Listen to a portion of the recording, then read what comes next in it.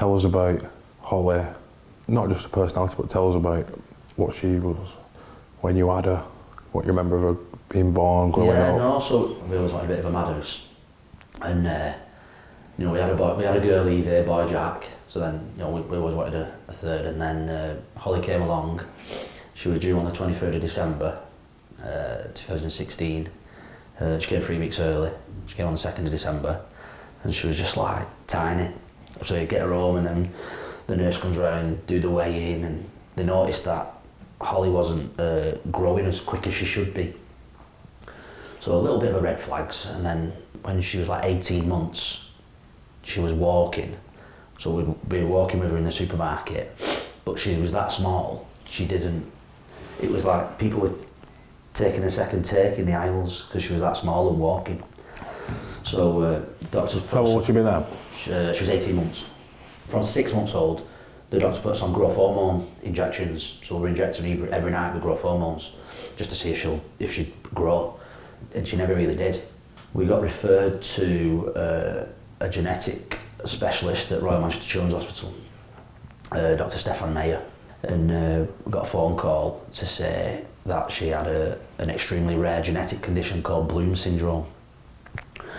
So, and they were like, just don't do any Googling yet, let's just come and see us. So obviously, you Google. And it's that rare, there's less than 300 people in the world diagnosed with it at the moment. So with that is you're short in stature, you're sensitive to sunlight, and you're at a greater risk of developing any form of cancer at such a young age. So we were like, what does this mean? Like, what is it? Panicking then, or? Panicking, yeah. So then fast forward a few weeks then, another appointment. In the morning, Holly had gone to the toilet, and Jenny had noticed blood in the toilet. So we were like, well, that doesn't look good. So anyway, went to the appointment in the afternoon, told the doctor that we'd found blood in Holly's wee. So he's like, right, we need to get her tested and stuff like that.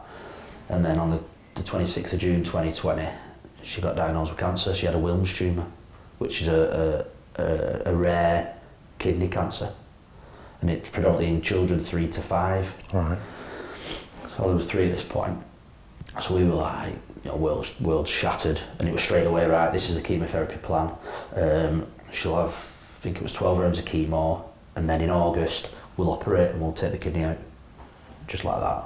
So we were like, world turned upside down, you know. So, and all through that, Holly, she had red hair, long ginger hair, and that feisty, stubborn as anything, practical joker, and it just never fazed her.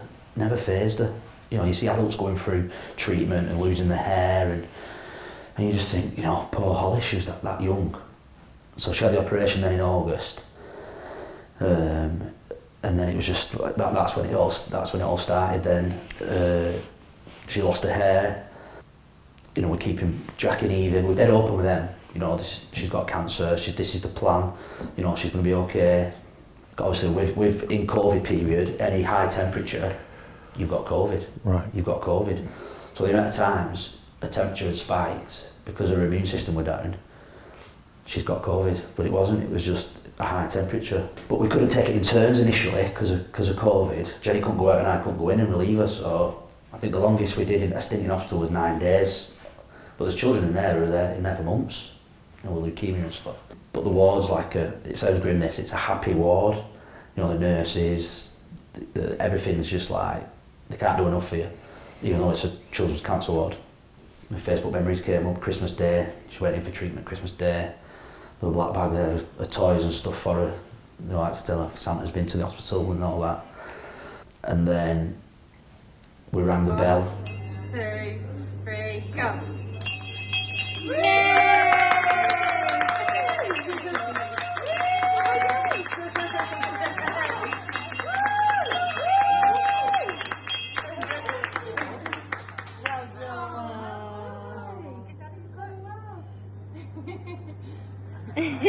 But deep down I knew like we can't celebrate properly because it can come back, and with a Wilms tumour it's a greater risk of coming back. Even though it's gone, it's high risk of it coming back, and the doctor told us that.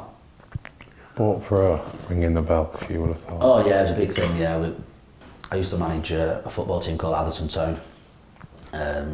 So like a pre-season game, people came down and we made a big thing of it. And she rang the bell in front of everybody, and you know, it's great that we've got photos and stuff and videos and everything else. She's had proton beam therapy as well, because when it had come back, they had to just attack a certain area. They couldn't just blast her with chemo all over. So we had 9 consecutive days there where she had to go under the anaesthetic every morning for nine days while she had proton beam therapy. Her hair grew back and then she lost it again. And then 2022, that's when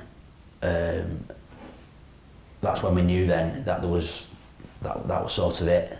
My wife always had a lot of hope and a lot of hope, where I sort of knew.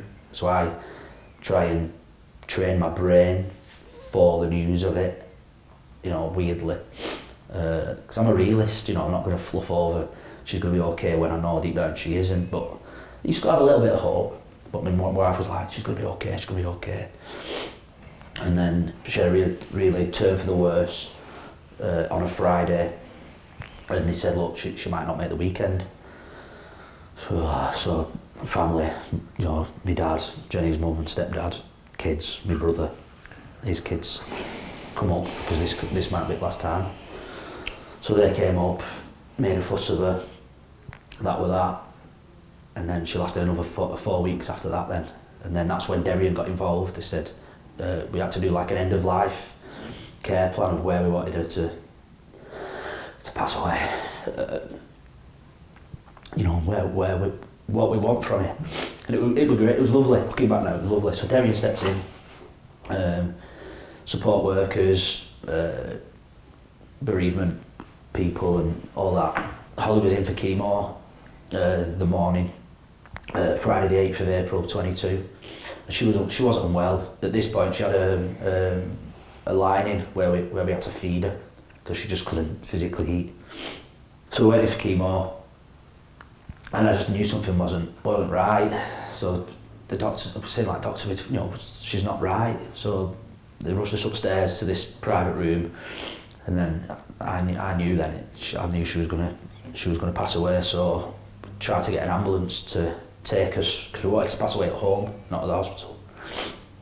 So trying to get an ambulance to take us from the hospital to our house, but because you can't get a blue light in a hospital to take you out of the hospital, you have to get like approved by hospital manager or whatever. So that took its time. So I said to Jenny, like, if we don't hear anything in like 10 minutes, I'm taking you. So we're talking to Holly and trying to keep her. And then 10 minutes had passed, and I was like, right, Jen, come on, get her in the pram. Let's get back home. So I told the nurses like what were going on, and there was a Macmillan nurse. She was following us in the car behind. Anyway, we took 2 turns out of the hospital, and she passed away in Jenny's arms on my back seat of the car. So I pulled over. Macmillan nurse was behind me. She come out, confirmed it had happened. So then Jenny drove home. Then I drove home with Jenny in the back with Holly on her lap, and then I took her at the car, carried her upstairs into a bedroom, and then that was that. Then within an hour, Derian came with a cold blanket, you know, made her look at peace. They said that they've got a place of rest here at Derian called the Sunflower Rooms. It's like because we didn't want Holly to go into a back street chapel of rest, and we didn't know about this. So I think there's 4 sunflower rooms where it's like a bedroom. So then the next day, then Holly got transferred here into the sunflower room, where we can go and see her. It's like a refrigerated room, really, but it's lovely. Then there's like a side bit where you can have a brew and stuff. So then the day after, then we came again and visited, and then the people here at Derian had put Disney music on in the room. It was a great touch. Rewind to March when they said like she hasn't got long left. Derian came in. We booked a lodge at Ribby Hall, what Derian have, but we didn't make it. But we used the cinema room. We watched Trolls 2 in the cinema room, the hot dogs, and just like I'll forever be grateful to Derian of what they did in that such a crap time. Yeah, that's the memories. Cool. I didn't expect to go that deep. Sorry. Not told that story for ages. Have a minute.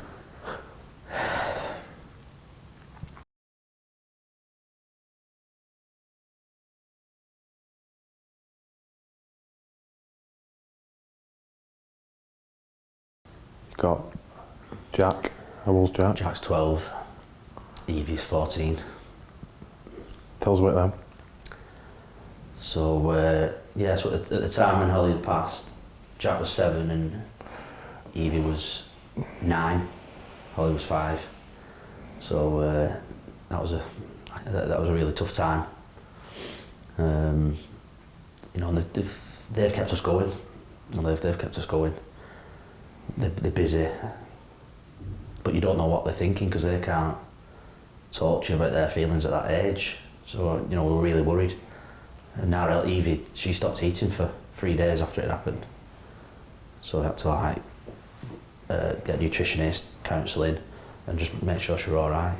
And then she turned the corner. Then things were all right. Well, not all right, but she was all right in herself. So you've got to deal with looking after Holly, being devastated yourself, trying to have a relationship with your missus, and then you've got 2 kids you feel like. Because it being COVID as well, so it were only one parent at the hospital initially.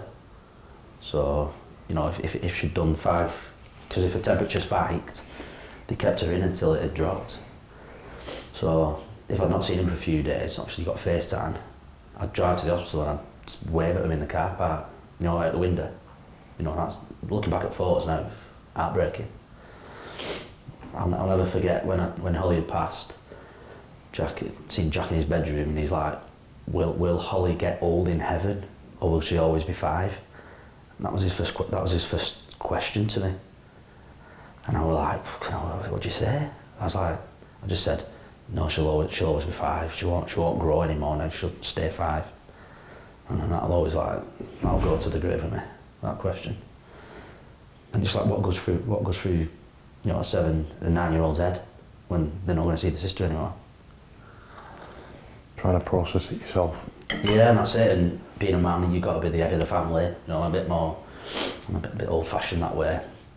You know, and I used to do all my crying in the car when I'm going to work or coming home from work, and just try and shelter it all from them. And yeah, I do get upset at home, but initially I'm like helping my wife, sorting the kids out, making sure they're eating, and then like the aftermath of it all, I'm involved in a bereaved dads group called Derian Dads, where everybody just gets what we're going through and people ask for advice and, you know, milestones and things like that, and it's just a really nice group. We meet up once a month on a Wednesday. We get a takeaway, that's the best thing. Get Chinese and pizzas and Indians and whatever. But they do other things as well. We've got our own like Derian Dads hoodies, and people come in. We've done sound bath, I think it's called. These gongs, and you lie there, your eyes shut, and I thought it would be a load of but it was actually alright. A few people fell asleep and just like zoned out. And they do other things as well. It's just a great group. They do sibling support as well, where, you know, the bereaved siblings do arts and crafts and events on for them as well. And there's a Derian's mums group as well for bereaved mums, and it's just a great place.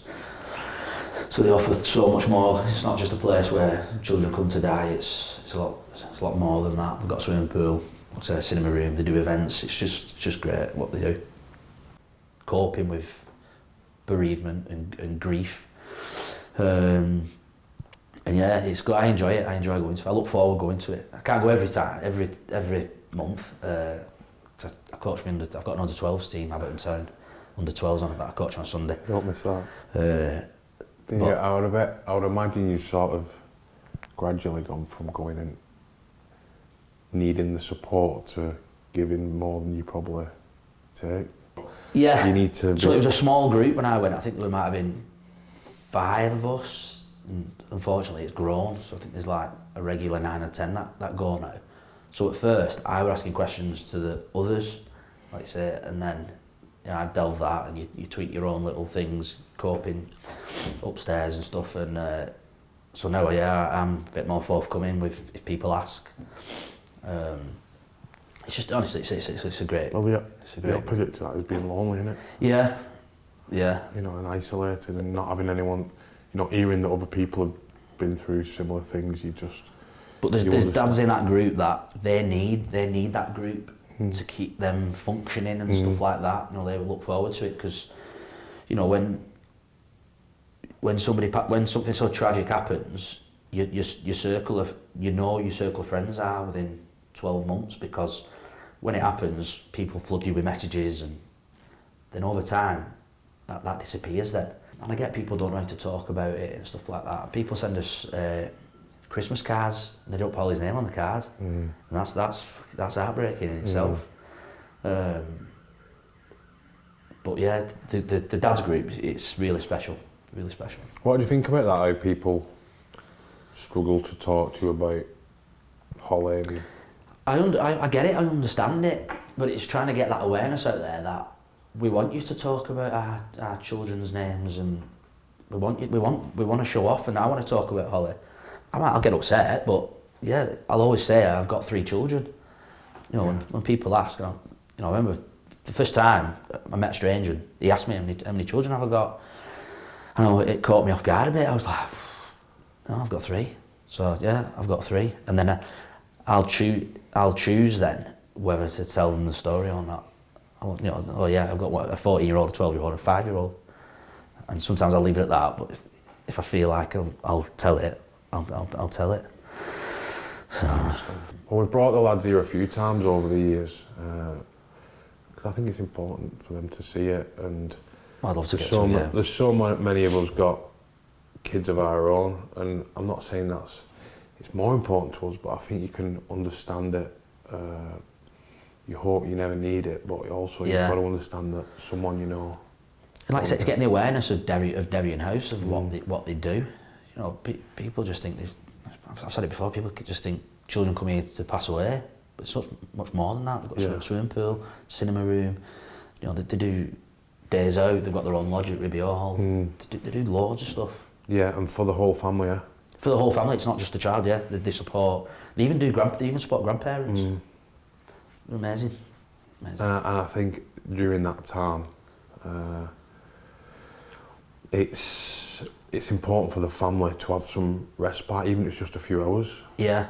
To drop the child. And it made our time so much more comfortable. Being with Derian. Yeah. It made things so much not easier, but a lot more comfortable with the whole process of it all. It's 12 months where we've got the honour of the team wearing the kit, but I think the relationship can run far deeper than that, for longer than that as well, and I think bringing the dads to not just a game and a few beers and meeting the lads after the game, that's easily done, but knowing that they can come, you could have one of your group meetings at our training ground. It's a lovely environment, food's good, watch training, get to know the lads, and I think it's really important. And I know the lads will want to learn about Derian. They're going to wear the jersey, it's important, They understand who they're representing. And the way I see it, when they wear that jersey, they're not just representing a building, are they? Or not even an organisation. It's all the people who've been affected by it, who are currently supported by it, or have been, or even in the future. By raising funds, we're creating a better future for someone, aren't we? Yeah, absolutely. And family. And your own story, but I know how many more there are just like it. I think it's inspirational, but like you say, it brings that perspective as well, doesn't it? Yeah. since setting up our own Holy Hearts charity, you know, I think we've gifted like 6 people from Wigan, a few from Leigh, a few from Astley, so it's really close to home. You can't take anything for granted because you just don't know what's around the corner. And my outset on life's totally changed, even like with work, and I always used to be in a rush getting there, you know, road beep beep, somebody cut me up, whatever. Now I'm like, whatever mate, it's fine. I'll get to work when I get to work. And I reckon it's trying to imagine what you went through without Derian, isn't it? Oh yeah, like they've offered so much support. So when Holly went into the sunflower room, they gave us our own key to one of these flats. So they said, you come, you know, there's a microwave, there's a kettle, there's brew stuff, there's bedrooms, it's yours for as long as you need it for. So this is a funny story. So I think it was day 2 or day 3 after Holly had passed, we'd come up to the flat, to the flat. My missus loves a cup of tea, so a cup of tea, let the kids go in the bedroom, and it's new for them, isn't it? So they get the telly on. So we're snoozing on one of the settees. Bear in mind, Jack's 7, Evie's 9, and we just hear them laughing their heads off. So we were like, what are they laughing at here? Goes in, they've only managed to get naked attraction on the telly. And there's just women there, all these boobs. So it's like a funny moment. So me and Jen like looked at each other, oh God, yeah, that's funny. So that's another story that I'll never forget. Since then, they have like a really nice garden, with a little pond and a little fountain thing, and it's so peaceful and it's really like nicely landscaped. And we've got a pebble for Holly, it's Holly's name, and that's next to this little pond thing, so you can sit out there. So I used to work in Chorley on the new police station, a few miles that way. So I used to come here sometimes of an evening and just sit in the garden with a cup of tea and just have a bit of a chill on my own. You mentioned your lad before asking you that question about Holly. Are the conversations what you had with Holly along the way, what stick in your mind, good, bad, like favourite ones? What will be some of your favourite conversations? No, so going to bed, Holly always had to have a bedtime story. So with a condition Bloom syndrome, there's a little trait, a little bit of an OCD trait with it. So she was a left-hander, and she was very set on, you know, like we line it up and do things like that. Holly was very much like that, and she had to have a bedtime story every night, and it'd be a big kick-off if she didn't get it. But it was always Daddy who had to read it to her, so not Jenny, me. You know, so I was like, right, okay. I take it all for granted now. So there was like a monkey book where you put your hand through this book and you like pretend to talk.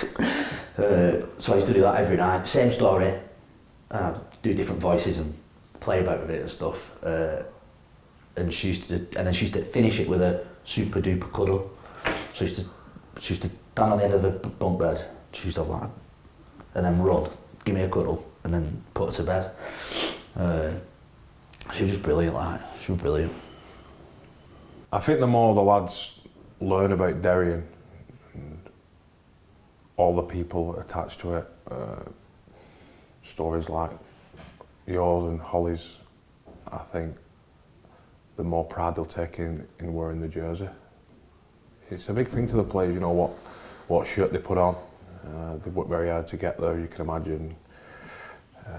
So when they put it on, I know they're always really keen to know the story behind it, and I think this one will take a special place in all our hearts. I know I'm going to be really proud to coach the team wearing this jersey. So listen, it's an honour, and like I said, I know the lads will love wearing it, and I think the supporters will really get behind it and engage as well. I know. Such a nice thing to do, that. Thank you. Yeah, I think the fans are going to love it. They're going to love hearing your story, Mark. I think, you know, you've got a real skill to be able to talk about what you've been through the way you have.